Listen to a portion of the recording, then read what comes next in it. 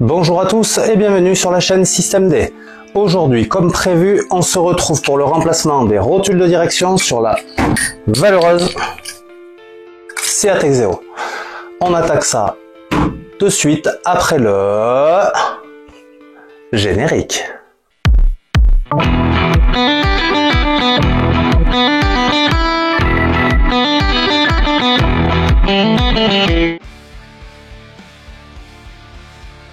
La rotule de direction.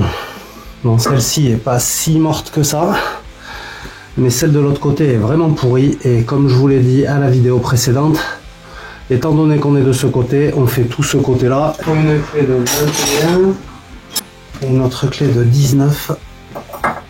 Voilà. 19 et 21. Vous les prenez comme ça. Voilà, et ça se dessert. Ok. Là. Et après, on compte le nombre de tours qu'on a.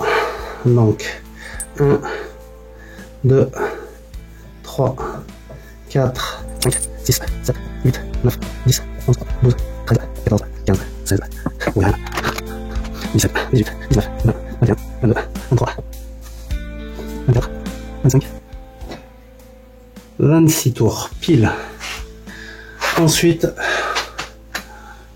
on va la comparer à la neuve. Donc celle-ci, elle fait pas du tout la même taille.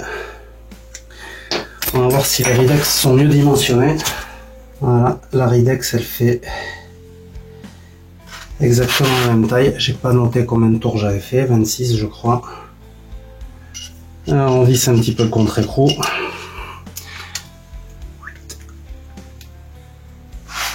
On retourne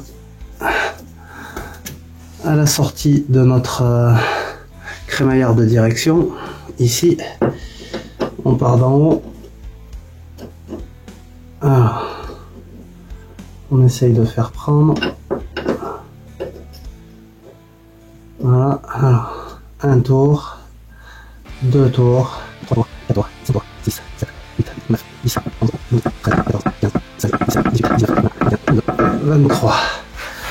Je crois que c'était 23. Non. Donc je m'étais arrêté à 23, 24, 25, 25 tours et demi. Donc pour pas que ça bouge, on serre un petit peu le contre-écrou. Ok.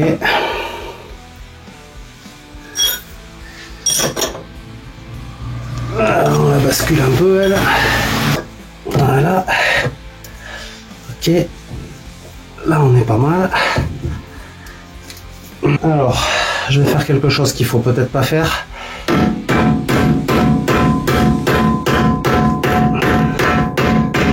Mais ça aide bien. Ensuite, il vous faudra une claire laine. Là, vous vous mettez en haut. Et vous allez faire tourner ça jusqu'à pouvoir passer la vis. Que vous aurez bien entendu graisser au préalable, elle aussi. Voilà. Là, vous mettez votre vis derrière. Vous tenez en pression la vis à l'arrière et en même temps, vous tournez votre rotule gentiment.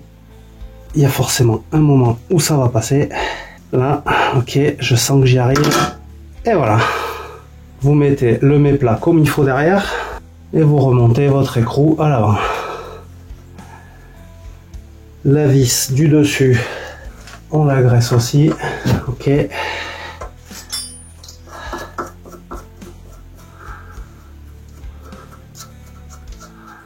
Voilà. On va d'ailleurs la serrer en premier. Comme ça, on est sûr que notre rotule, elle est bien enclenchée vers le haut.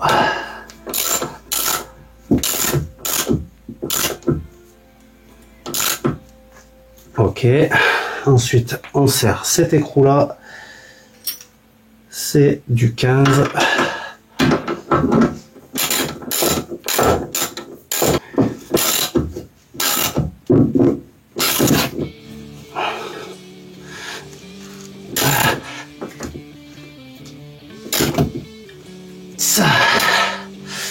et c'est serré. Bon voilà, pour info, maintenant il vous reste plus qu'à aller faire un para dans un garage, parce que moi, même si j'essaye de faire un para à Bichtodenas dans mon garage, ça sera jamais aussi parfait qu'un banc laser que vous pourrez trouver même dans le centre auto. Mais bon, méfiez-vous quand même des centres auto, hein, je vous le redis. On n'oublie pas de rattacher le câble du capteur ABS dans son emplacement. On vérifie bien entendu que le flexible de frein ne soit pas usé, ne soit pas tortillé. Une chose que j'ai pas serré, c'est le contre-écrou, parce que je compte bien essayer de régler mon parallélisme. Une fois que j'aurai fait l'autre côté, je compte bien essayer de le faire tout seul à la ficelle, comme ça, comme un grand. Voilà, je vous ferai pas voir ça parce que je sais pas vraiment le faire. Je le fais un peu, comme je peux.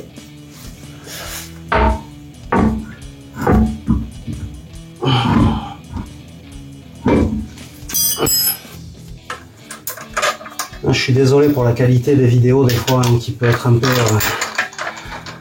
qui peut paraître un peu hasardeuse. Bon, totalement amateur, ça c'est sûr, parce que je le suis. J'aurais certainement pas la prétention de parler de professionnalisme en ce qui me concerne, ni niveau mécanique ni niveau vidéo. Mais bon, voilà, je fais avec du matos de système D, donc 2 téléphones, une caméra à 20 balles sur Amazon, celle-ci, qui est pas trop mal. Un logiciel de montage gratos. D'ailleurs, si vous voulez en savoir un petit peu plus sur ma manière de monter mes vidéos, eh bien, on peut se faire une petite discussion là-dessus dans des commentaires. Ok, voyons.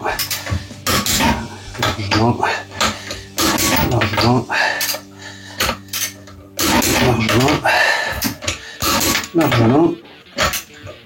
Et largement. Alors, comme promis, je vais vous faire voir des pièces qui sont réellement défectueuses. Parce que bizarrement, j'ai l'impression que c'était relativement concentré côté droit.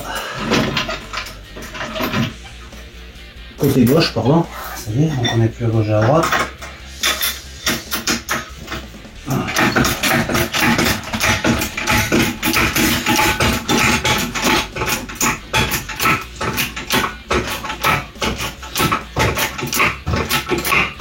Là, pas besoin de lever plus. Regardez bien. Et vous filmez tout ça, parce que là c'est quand même pas mal. Rotule de direction. C'est mort. Voilà le jeu qu'il y a dedans. Ok. Voilà. Alors voilà ce que ça donne. On voit bien comment ça bouge ici. Celle-ci bouge pas trop là, mais elle bouge quand même beaucoup au fond là-bas. Voilà. Donc là, tout est mort de ce côté-là. Voilà, moi je m'attelle à faire ça. Et bon, comme je vous ai dit, c'est exactement le même principe que de l'autre côté, donc pas la peine de filmer. Voilà, vous faites pareil. Et puis vous faites pareil, et puis c'est tout quoi. Je veux dire plus. Ouais, c'est pas faux. Je voulais aussi vous faire un gros plan sur la rotule de direction, donc côté conducteur. C'est clairement pour celle-ci que la Seat s'est faite retoquer. Bon, voilà ce qu'on pouvait dire pour le remplacement des rotules de direction sur la Seat Exeo. Vous avez vu côté gauche, il y avait un jeu terrible. C'était sûr que ça allait pas passer au contrôle technique comme ça. Là, je prends ma part de responsabilité. J'ai rien vérifié avant d'y aller. J'y suis allé à l'arrache et effectivement, la Seat Exeo s'est faite retoquer. Donc voilà comment on remplace ce genre de pièces là. Je vous ferai bien entendu un retour d'expérience sur les rotules de direction Ridex que j'ai montées. J'ai monté une Ridex, une autre que j'avais commandée sur Je sais même plus ce que j'ai fait, c'était il y a 4 mois. Je crois que j'ai monté une Ridex d'un côté et une autre que j'avais commandée sur eBay de l'autre côté, parce que j'étais persuadé d'en avoir commandé qu'une sur Autodoc, et finalement j'ai commandé une sur eBay, et quand le colis Autodoc est arrivé, j'ai vu que j'avais bien commandé les deux. En fait, je crois qu'elle se dissocie pas chez Ridex, ils vous envoient forcément les deux. Et en plus, j'ai retrouvé celle-ci que j'avais achetée il y a quelques années. Ça faisait partie d'un lot Max Speeding Rods avec les bras de suspension supérieur, inférieur, biellette de bar stab et les deux rotules de direction. Et apparemment j'avais dû en changer qu'une, puisque j'en avais encore une qui traînait dans le garage. Quand on fait un petit peu de rangement de temps en temps, ça permet de retrouver des vieilles pièces qui traînent comme ça. On en a fini avec la Seat Exeo pour l'instant. On va bientôt se retrouver avec le Spirit Project, parce que ça y est, j'ai acheté les pièces, le carton qui est derrière moi. Je sais pas si vous êtes bien cadré pour le voir, mais j'ai un carton énorme, plein de pièces pour le booster Spirit, donc on va pouvoir passer au scooter. Il y aura aussi des vidéos sur la Jeep que j'ai eu, je vous rappelle, en leasing social. J'ai fait une vidéo là-dessus et j'ai fait un petit short le jour où j'ai reçu la voiture. Donc Jeep 100% électrique. Je vais faire mon premier road trip de environ 1500 km avec la voiture, donc j'aurai un premier retour d'expérience à vous faire sur les longs trajets en véhicule électrique de ce type-là. On n'est clairement pas sur l'autonomie d'une Tesla, donc voilà. Et j'ai acheté aussi une carte ChargeMap pour charger sur les bornes. Donc voilà, j'aurai pas mal de retours d'expérience à vous faire sur tout ça. On se retrouvera avec des vidéos véhicules électriques, je pense, courant septembre, fin septembre, début octobre. Voilà ce qu'on peut dire sur le programme à venir sur la chaîne. Je vous laisse ici la playlist de la Seat Exeo et en dessous une vidéo que YouTube a choisie pour vous. Je vous dis à bientôt sur la chaîne Système D. Abonnez-vous et adieu les démerdards.